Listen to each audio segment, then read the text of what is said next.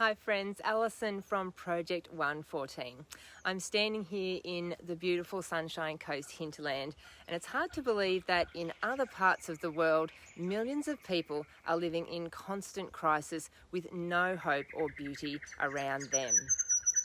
Did you know, for example, that the war in Syria is still raging? You may have forgotten all about Syria simply because we don't seem to hear or see much about it at all anymore.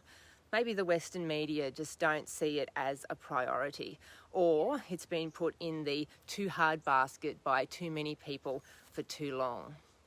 Well, here's a quick update for you.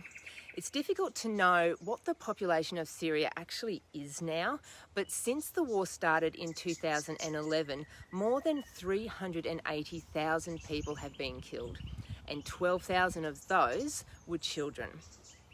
I was shocked to know there are 6.6 million Syrian refugees in total, many of whom are displaced in their own country, returning to their homes 2 or 3 times, only to be driven away and displaced again and again.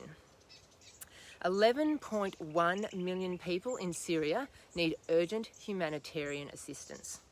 More than half the people affected by the refugee crisis are children. The generation of children brought up in the crossfire of this conflict are now in their teens. And in the last 12 months, there's been an 86% rise in youth suicide. Children as young as 9 are killing themselves because they feel so trapped, broken, and helpless. After learning from our friends in Syria about this heartbreaking situation, Simon and I felt a real urgency to help in some way. And it was then that the Lord reminded me about my tear garden painting and poem. Some of you have seen this before, and you might even have a copy.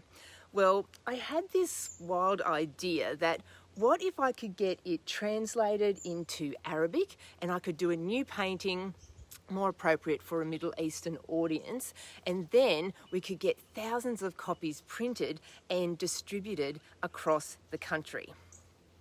Well, it is a bit of a wild idea, isn't it? And to be honest, I wasn't sure if it was a bit too ambitious, so I shared my idea with Simon, and with his usual confidence, he said, "Honey, that's a great idea. How quickly can you get that new painting done?" Well, I am working on a new painting right now, but it's not ready just yet. I can, however, give you a little sneak peek of what it will look like. It will be based on the same verse from Psalm 56:8. You have collected all my tears in your bottle. I've decided to call this the Reignite Hope Project. Young people and children in Syria are taking their lives because they have no hope. We can't solve all the problems of Syria, but we can share the good news that God cares deeply about our pain. And I pray this small offering will reignite hope in the hearts of all those who are suffering.